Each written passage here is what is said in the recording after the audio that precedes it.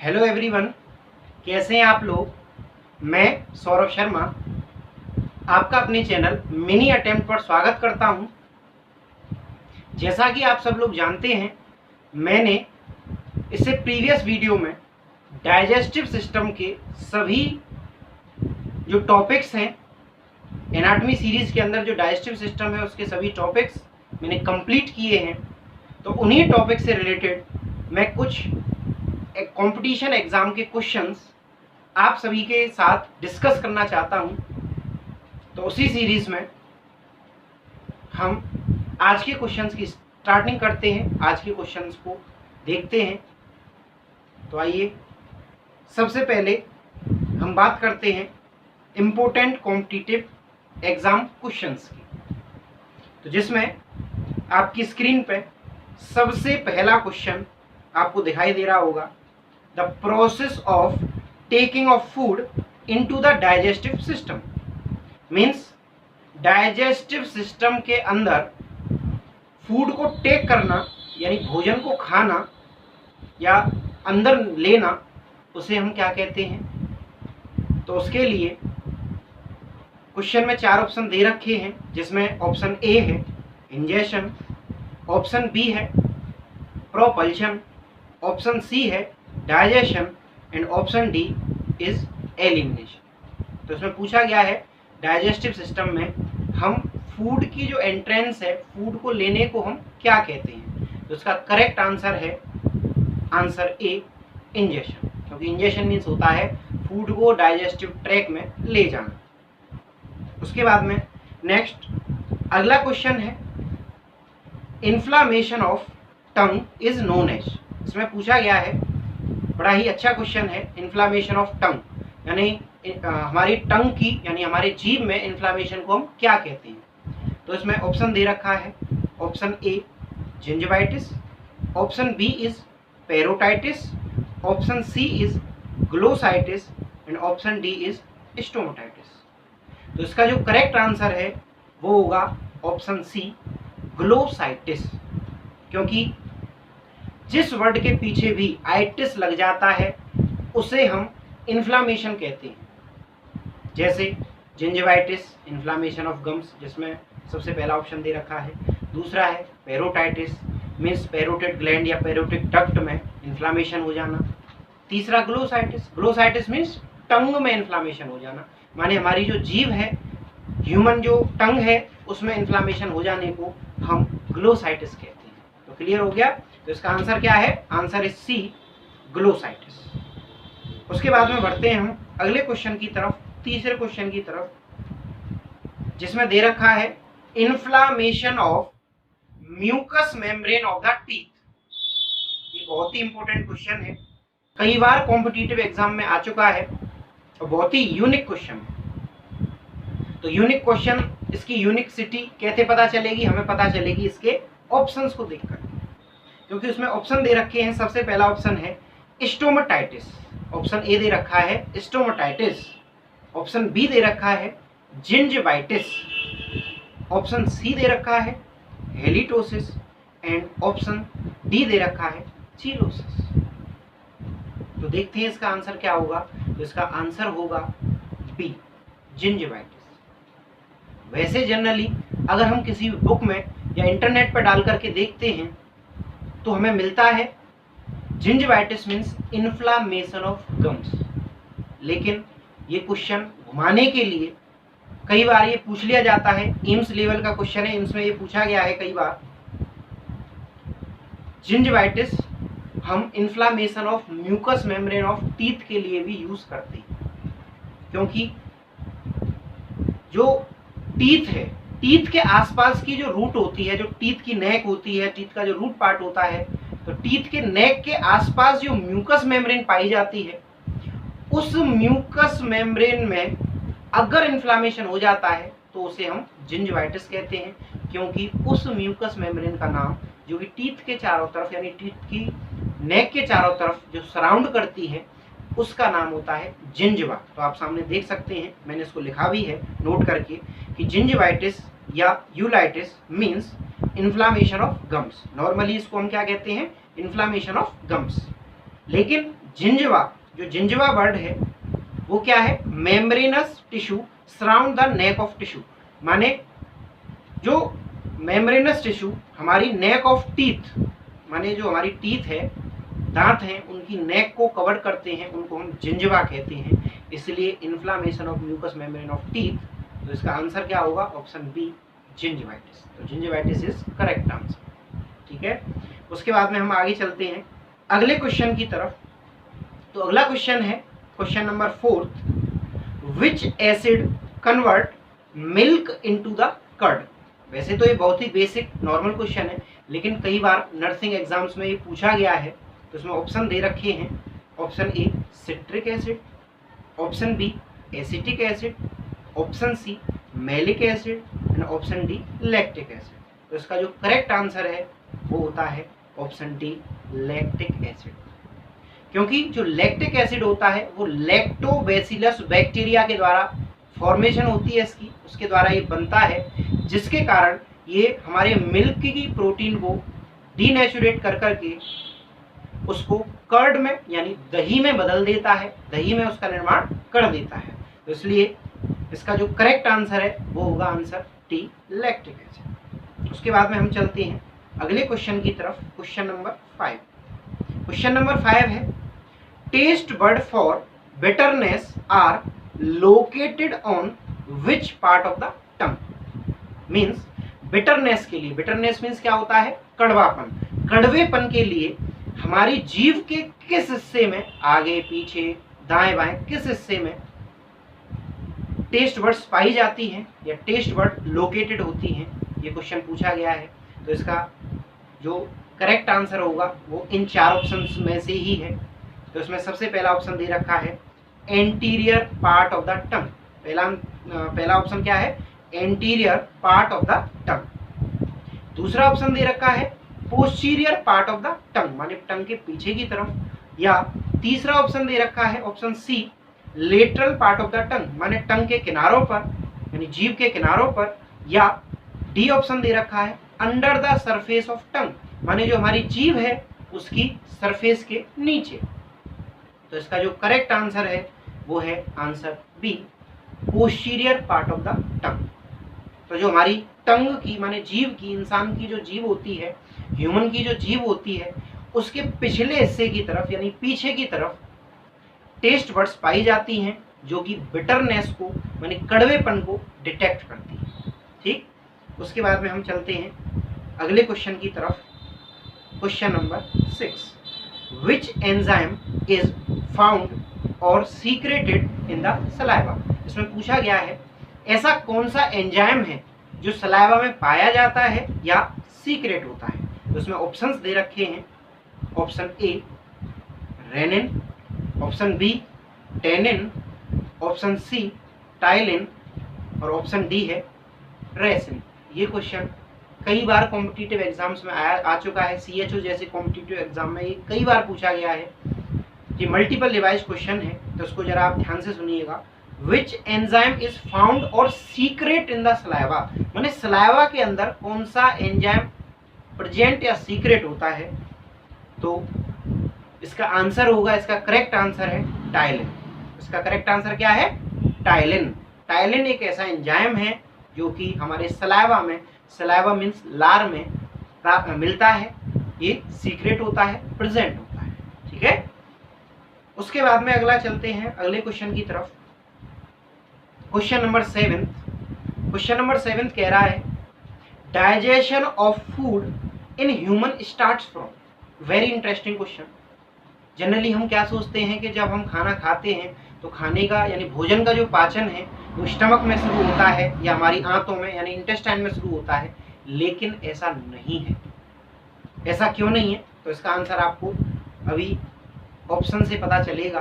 तो पहला ऑप्शन है स्मॉल इंटेस्टाइन, दूसरा है ड्यूडेनम, तीसरा है लार्ज इंटेस्टाइन और चौथा है माउथ। यानी किस जगह से, इन चारों ऑप्शंस में से, यानी स्मॉल इंटेस्टाइन माने छोटी आंत, ड्यूडेनम छोटी आंत का पहला हिस्सा, लार्ज इंटेस्टाइन माने बड़ी आंत या माउथ, इनमें से किस हिस्से में सबसे पहली बार डाइजेशन स्टार्ट होता है। तो इसका आंसर है, करेक्ट आंसर है ऑप्शन डी माउथ। हमेशा आप याद रखिएगा कि जो डाइजेशन की प्रोसेस है वो हमारे मुंह से यानी हमारे माउथ से ही स्टार्ट हो जाती है, क्योंकि माउथ में सबसे पहले कार्बोहाइड्रेट, जो हम कार्बोहाइड्रेट लेते हैं, शर्करा जो हम लेते हैं, उसका पाचन स्टार्ट हो जाता है। ठीक, उसके बाद में चलते हैं हम अगले क्वेश्चन नंबर 8 की तरफ। तो 8वां क्वेश्चन है amount of saliva produced in 1 day. इस क्वेश्चन में पूछा गया है कि एक दिन में एक एडल्ट में, यानी एक नॉर्मल जो सामान्य व्यक्ति है, वयस्क व्यक्ति है, उसमें कितना सलाइवा, कितनी लार सीक्रेट होती है। तो इसमें ऑप्शन दे रखा है, option A 1.5 litre, option B दे रखा है 1 लीटर, ऑप्शन सी दे रखा है 2 लीटर एंड ऑप्शन डी दे रखा है 0.5 लीटर। तो उसका जो करेक्ट आंसर है वो होगा 1.5 लीटर या 1 ml पर मिनट। तो उसका करेक्ट आंसर क्या है, ऑप्शन ए 1 ml पर मिनट, यानी 1 ml हर मिनट हमारे लार सीक्रेट होती है, लार निकलती है। अगर हम एक दिन की बात करें, पर डे की बात करें, तो 1.5 लीटर यानी 1 लीटर 500 ग्राम सलाइवा पर डे सीक्रेट होता है। ठीक है, उसके बाद में हम चलते हैं अगले क्वेश्चन की तरफ, जो कि है question number 9। Food reservoir is known as, माने रिजर्वॉयर, इसमें एक शब्द आया है रिजर्वॉयर। रिजर्वॉयर का मतलब होता है temporary storage. Temporary storage means कुछ समय के लिए या कुछ घंटों के लिए किसी भी चीज को स्टोर करना, किसी भी लिक्विड को, किसी भी फूड को या किसी भी सब्सटेंस को स्टोर करना, उसे हम कहते हैं रिजर्वॉयर, या जिसके अंदर इकट्ठा होता है उसे हम क्या कहते हैं, रिजर्वॉयर। तो इस क्वेश्चन में पूछा गया है फूड का रिजर्वॉयर क्या है। तो इसमें ऑप्शन दे रखा है, सबसे पहला ऑप्शन ए ईसोफेगस, दूसरा दे रखा है स्टमक, तीसरा दे रखा है स्मॉल इंटेस्टाइन और डी ऑप्शन दे रखा है रेक्टम। तो इसका करेक्ट आंसर है स्टमक, ऑप्शन बी, क्योंकि जो स्टमक है उसमें हमारा भोजन 4 से 5 घंटे के लिए यानी 4 to 5 hours food temporary store रहता है, उसमें चर्निंग मूवमेंट्स होते हैं और उसमें डाइजेशन की प्रोसेस होती है। क्लियर हो गया। नेक्स्ट, उसके बाद में आते हैं हम अगले क्वेश्चन की तरफ। 10वां क्वेश्चन यानी 10th क्वेश्चन, वो है which of the following sphincter does not prevent reflux of material. Very very important question, UP NRHM, UP CHO और एम्स, इनमें कई बार ये पूछा जाने वाला क्वेश्चन है। Which of the following sphincter does not prevent the reflex of material, माने ऐसा कौन सा हमारी बॉडी में स्पेक्टर है जो रिफ्लेक्स को प्रिवेंट नहीं करता, यानी रिफ्लेक्स को रोक नहीं सकता। क्योंकि जनरली स्पेक्टर का काम होता है 1 वे पैसेज, माने एक बार अगर कोई आगे चली गई तो कोई भी खाना, कोई भी लिक्विड, तो वो वापस लौट करके नहीं आ सकता। लेकिन ऐसा कौन सा स्पेक्टर है, इस क्वेश्चन में पूछा गया है ऐसा कौन सा स्पेक्टर है जो इस काम को नहीं करता, यानी बैक जो रिफ्लेक्स है उसको नहीं रोक सकता। तो इसका आंसर हम जानेंगे। सबसे पहले हम देखते हैं इसके ऑप्शंस को। तो option A lower oesophageal sphincter, option B gastroduodenal sphincter, option C ileocolonic sphincter and option D internal anal sphincter. तो इसका जो करेक्ट आंसर है वो है option D internal anal sphincter. मैं आपको बता दूं, जो इंटरनल एनल स्पेक्टर होता है वो होता है इनवॉलेंट्री। कैसा होता है, इनवॉलेंट्री होता है। लेकिन जो आउटर एनल स्पेक्टर होता है वो वॉलेंट्री होता है। इसलिए हम जो डिफिकेशन की प्रोसेस है, यानी स्टूल को पास करना नहीं करना, इसको हम कंट्रोल कर सकते हैं कुछ टाइम के लिए, सम टाइम हम कंट्रोल कर सकते हैं। ठीक, नेक्स्ट, उसके बाद में बात आती है अगले क्वेश्चन की तरफ हम बढ़ते हैं। Question number 11। क्वेश्चन नंबर 11 है pharynx continuous to oesophagus at. बहुत ही अच्छा क्वेश्चन। कहा गया है कि फेरिंग्स ईसोफेगस से किस पॉइंट पर या किस जगह कंटिन्यू होता है या जुड़ता है। तो इसमें ऑप्शन है, ऑप्शन ए सेकंड सर्वाइकल वर्टिब्रा पर, थर्ड सर्वाइकल वर्टिब्रा पर, सेकंड थोरेसिक वर्टिब्रा पर, या थर्ड थोरेसिक वर्टिब्रा पर। तो इसका जो करेक्ट आंसर है वो होगा option C, second thoracic vertebra.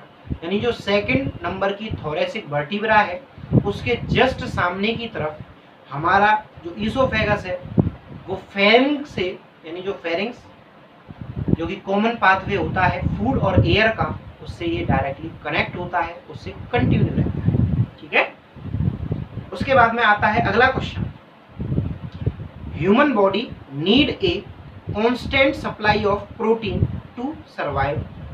The first part of digestive system to begin digestion of protein. Means इस क्वेश्चन में कहा गया है कि हमारे शरीर को जिंदा रहने के लिए, हमारे शरीर को सर्वाइव करने के लिए प्रोटीन की सख्त आवश्यकता होती है। तो ऐसा कौन सा डाइजेस्टिव सिस्टम का ऑर्गन है या पार्ट है जिसमें प्रोटीन का डाइजेशन स्टार्ट होता है? तो सबसे पहले ऑप्शन दे रखा है option A mouth, option B दे रखा है स्टमक, ऑप्शन सी दे रखा है small intestine and option D दे रखा है लार्ज इंटेस्टाइन। तो इसका जो करेक्ट आंसर है वो होगा आंसर बी, स्टमक। क्योंकि स्टमक एक ऐसा ऑर्गन है, डाइजेस्टिव सिस्टम का एक ऐसा ऑर्गन है जिसके अंदर प्रोटीन का पाचन होता है, मीन्स प्रोटीन डाइजेस्ट होती है। ठीक है, तो जो स्टमक है उसके अंदर प्रोटीन का पाचन यानी डाइजेशन किस वजह से होता है? तो ये होता है ड्यू टू पेप्सिन। यानी जो पेप्सिन नाम का एंजाइम है वो पेप्सिन प्रोटीन को पचाने में काम करता है, और ये हमारी चीफ सेल ऑफ स्टमक यानी स्टमक की जो चीफ सेल है उनके द्वारा इसको सीक्रेट किया जाता है। जब चीफ सेल इनको सीक्रेट करती हैं तो वो पेप्सिनोजिन के रूप में होता है। किस फॉर्म में होता है? पेप्सिनोजिन, जो कि एक इनएक्टिव फॉर्म होती है, लेकिन बाद में HCl की प्रेजेंस में एसिडिटी के कारण ये पेप्सिन में बदल जाता है, तो ये प्रोटीन का पाचन कर देता है। उसके बाद में हम नेक्स्ट बात करते हैं अगले क्वेश्चन की, question number 13, Peyer's patches are present in. Question है Peyer's patches are present in. Option है option A stomach, option B है ड्यूडेनम, ऑप्शन सी है इलियम एंड ऑप्शन डी है जुजुनम। तो इसका करेक्ट आंसर है ऑप्शन सी, इलियम। तो जो इलियम है उसके अंदर पेयर्स पैचेस पाए जाते हैं। जो पेयर्स पैचेस हैं वो एक तरह के लिम्फ नोड हैं। ये हमारी इंटेस्टाइन के अंदर रह करके बैक्टीरिया वायरस से या एबनॉर्मल जो बैक्टीरिया वायरस है, पैथोजेनिक ऑर्गेनिज्म है जो भोजन के द्वारा, खाने के द्वारा हमारी बॉडी में एंटर किए हैं, गए हैं, उनको डाइजेस्ट करने का, उनको किल करने का काम ये करते हैं। उसके बाद में नेक्स्ट हम चलते हैं अगले क्वेश्चन की तरफ, question number 14। The hormone secretin and pancreozymin are secreted by. Very very important question है, कई बार पूछा गया है। The hormone secretin and pancreozymin are secreted by, यानी किस डाइजेस्टिव ट्रैक्ट के किस अंग से इसे सीक्रेट होता है, किस अंग से सीक्रेट किया जाता है? ऑप्शन ए है ड्यूडेनम, ऑप्शन बी है जुजुनम एंड ऑप्शन सी है अपेंडिक्स एंड ऑप्शन डी है लिवर। इन चार ऑर्गन्स में से कौन इसको सीक्रेट करता है? तो उसका करेक्ट आंसर है ड्यूडेनम। ड्यूडेनम से सीक्रेटिन और पेनक्रियाटोजाइमिन सीक्रेट होता है। जो सीक्रेटिन हार्मोन है और पेनक्रियाटोजाइमिन ये कहाँ से सीक्रेट होते हैं? ये ड्यूडेनम से सीक्रेट होते हैं, ड्यूडेनम की एस सेल से। ये पेनक्रियाटोजाइमिन क्या है? सीक्रेटिन तो आप जानते ही हैं, ये पेनक्रियाटोजाइमिन क्या है? ये CCK कोलिसिस्टोकाइनिन, जो कोलिसिस्टोकाइनिन है CCK, उसी का अदर नेम है, सेकंड नेम है, दूसरा नाम है। ठीक है, उसके बाद में हम चलते हैं अगले क्वेश्चन की तरफ, क्वेश्चन नंबर 15, 15वां question. Which organ is called sweet gland? यानी किस ऑर्गन को हम स्वीट, जैसे चीनी मीठी होती है ऐसे स्वीट ग्लैंड किसे कहते हैं? तो इसमें ऑप्शन दे रखा है liver, option B pancreas, option C thyroid and option D adrenal gland. तो इसका जो करेक्ट आंसर है वो क्या होगा? Option B pancreas. क्यों पेनक्रियास क्यों होगा इसका करेक्ट आंसर? क्योंकि जो पेनक्रियास है वो एक ऐसा ऑर्गन है जो हमारी बॉडी में 4 हार्मोन सीक्रेट करता है, अलग अलग सेल से सीक्रेट करता है। जैसे सबसे पहला हार्मोन सीक्रेट करता है इंसुलिन, दूसरा करता है ग्लूकागोन, तीसरा करता है सोमेटोस्टेटिन और चौथा करता है पैनक्रियाटिक पॉलीपेप्टाइडेज। तो जिसमें से पहले 2 हार्मोन इंसुलिन एंड ग्लूकागोन, ये दोनों ही हार्मोन बड़े ही इंपॉर्टेंट हैं।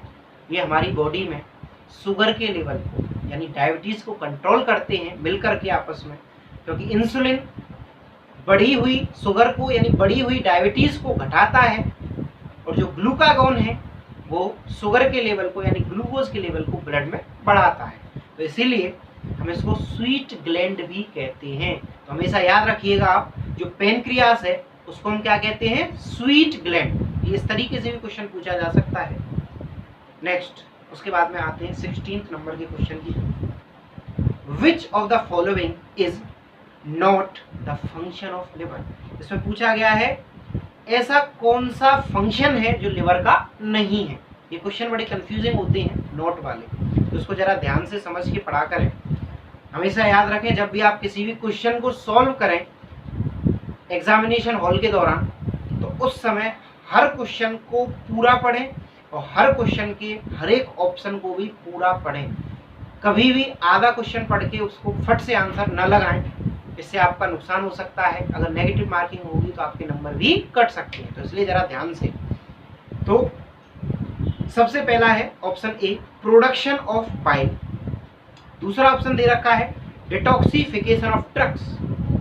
तीसरा दे रखा है स्टोरेज ऑफ ग्लूकोज एंड चौथा दे रखा है storage of bile. Very very tricky question. क्यों?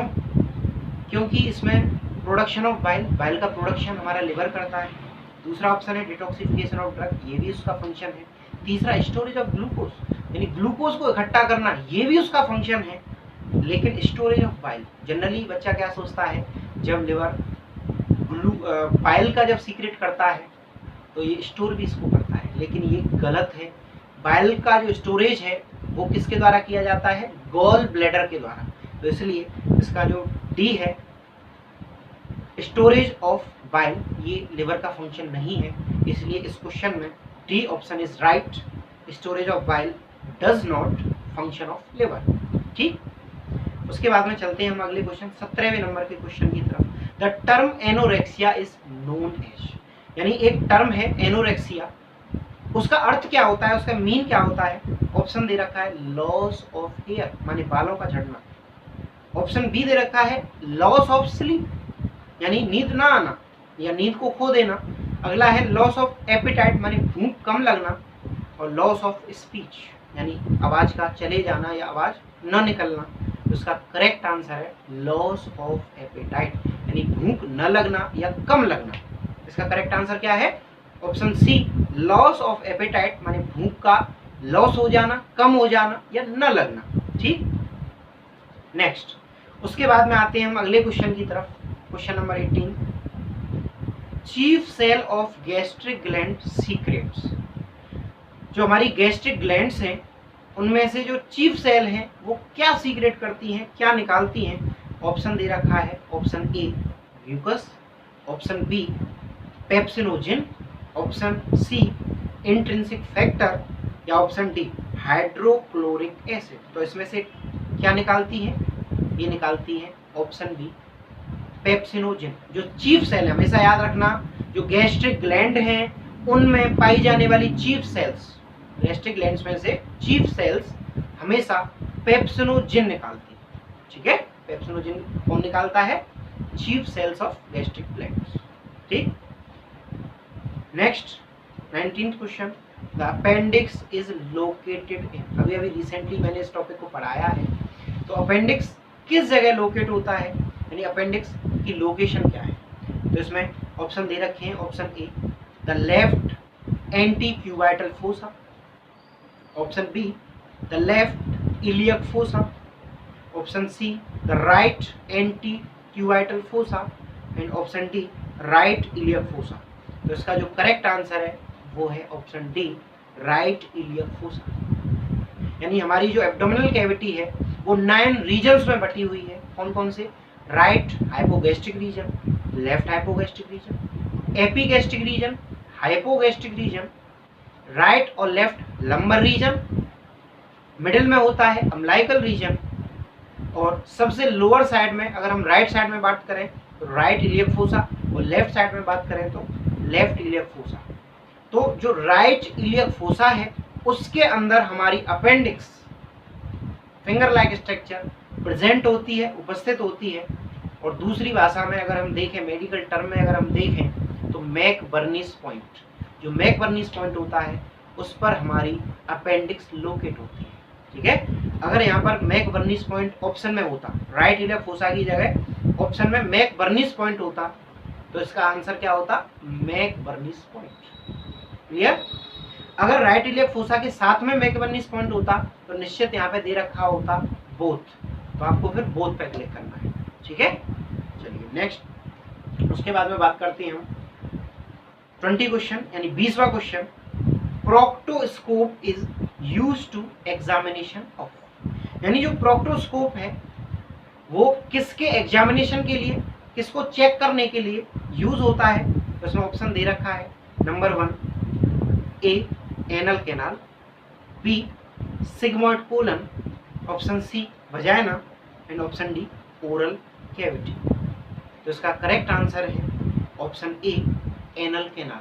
जो एनल कैनाल है उसको हम प्रोक्टोस्कोप की सहायता से बड़े ही आसानी से, बड़ी क्लियर तरीके से हम उसको एग्जामिन कर सकते हैं, और उसमें कोई एनल फिशर, एनल फिशुला कोई चीज़ है तो उसको हम बड़ी ही आसानी से क्लिनिकली डायग्नोस कर सकते हैं। तो आज मैंने आपको बहुत ही इम्पोर्टेंट जो 20 क्वेश्चंस हैं उनके बारे में मैंने आपको बताया, उनके बारे में डिस्कशन किया, जो कि अलग अलग कॉम्पिटिशन एग्जाम्स में आ चुके हैं, आते हैं।